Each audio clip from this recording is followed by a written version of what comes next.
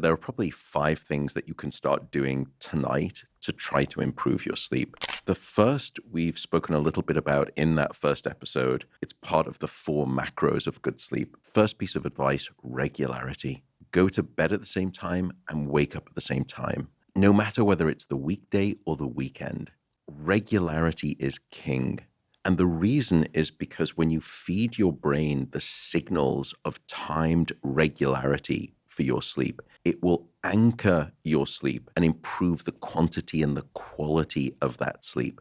Because part of that signal of regularity going into your brain in terms of that repeated behavior night after night, sleep, in other words, helps train that central 24-hour circadian clock that we also spoke about in the first episode. So that's the first piece of advice. Try to keep it as regular as you possibly can.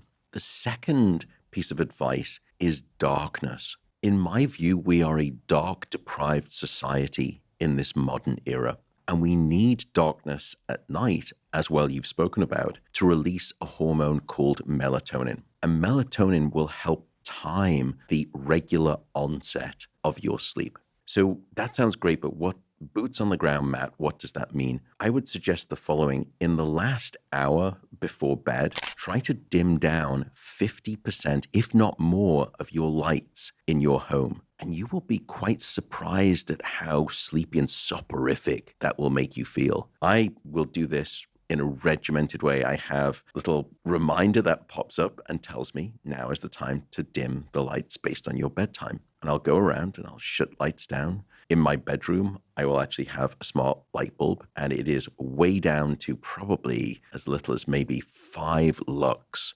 And lux is just a metric of the light. So that's the first thing. Even before you're thinking about sleep, start to decrease the light. For example, if you were there at, let's say, for a standard sleep schedule at 10 p.m., and normally you are getting into bed at 10:30 p.m., but you feel pretty wide awake, if there was an electrical blackout and you lost your phone, magnetic too, phone goes down, lights go down, total blackout. My suspicion is that fairly soon you'd say, gosh, I actually feel quite sleepy. Whereas if the lights were blazing, you've got your phone, television's on, lots of stimulation, you're probably going to think 10:30, no, I could probably push through for at least another hour. So try to dissipate that light. And then if you need to, wear an eye mask, blackout curtains, always good as well. But we need that darkness at night, because when you give the brain the signal of darkness, it releases effectively a brake pedal. That brake pedal has normally been applied by way of light on the release of that spigot of melatonin. And when you take the brake pedal off, it starts pumping out into the brain. You can also then, of course, probably reverse engineer this trick in the morning. And this is another component of why you've been, I think, such a wonderful advocate for light in the morning.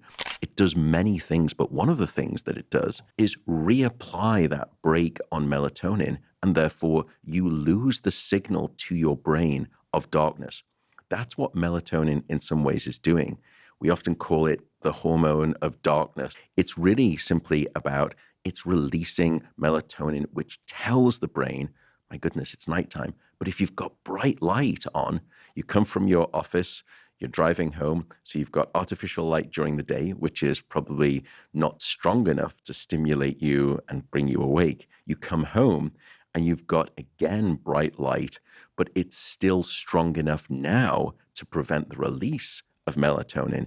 You start to shift in your timing, and you may have problems with your sleep. So that's the second piece of advice. So the third out of the 5 is going to be temperature. And the advice here is keep it cool. As we mentioned a little bit in the first episode, and we will go into great detail when we speak not just about these conventional and unconventional tips, but we're also going to go into the future of science and where sleep science is taking us to, in fact, optimize and even enhance our sleep. We will speak a lot about temperature. Suffice to say that you need to drop your core body temperature and your brain temperature by a little less than 1 degree Celsius, 2 to 3 degrees Fahrenheit, to get to sleep and stay asleep. The general target that we have in sleep science, if you look across the literature, is somewhere around about the 67 degree Fahrenheit, or I'm trying to do the calculation, maybe 18.5-ish degrees Celsius. Now, I know that that sounds cold. and cold it is. But you can also wear thick socks to bed. You can have a hot water bottle at the end of the bed. That's great too.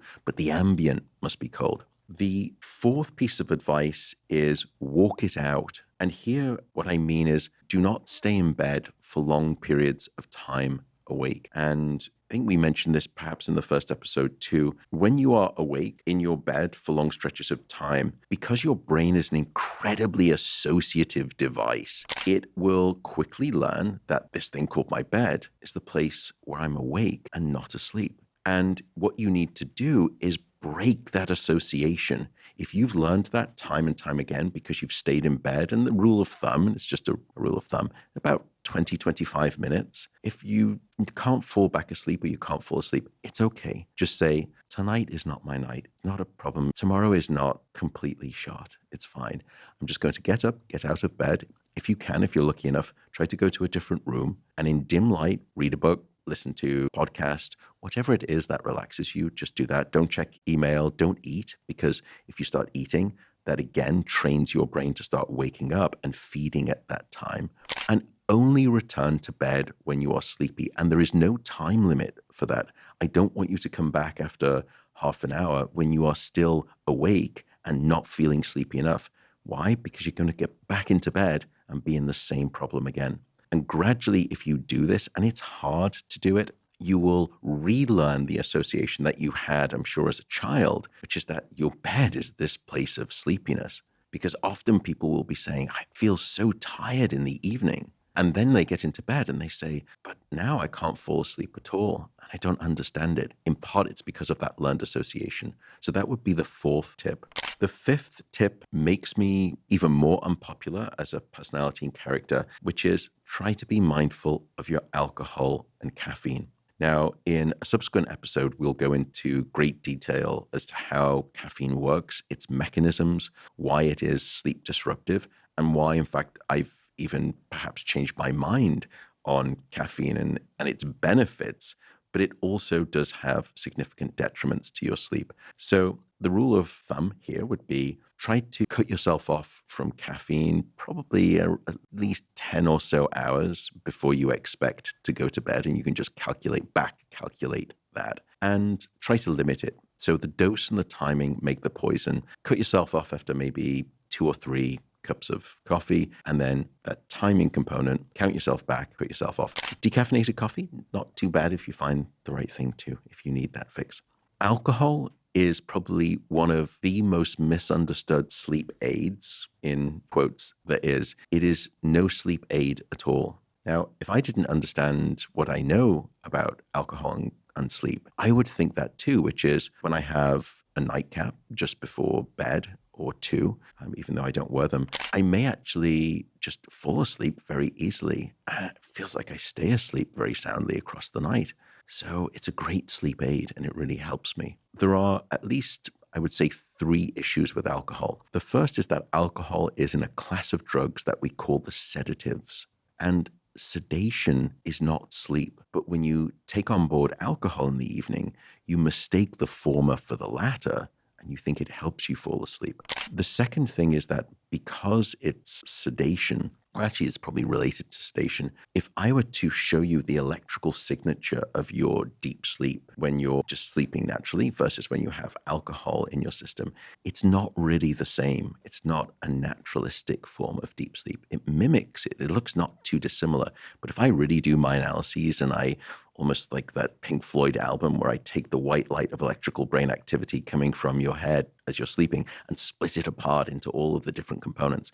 There are some components that are no longer present or some that are abnormally present. The second issue with alcohol is that it fragments your sleep. So it will litter your sleep with all these punctuated awakenings throughout the night. The danger there is that many of those awakenings with alcohol, you don't remember because they're too brief. But then you wake up the next day and you think, well, I didn't have a problem falling asleep. I didn't have a problem staying asleep, but I feel rough. I just don't feel restored by my sleep.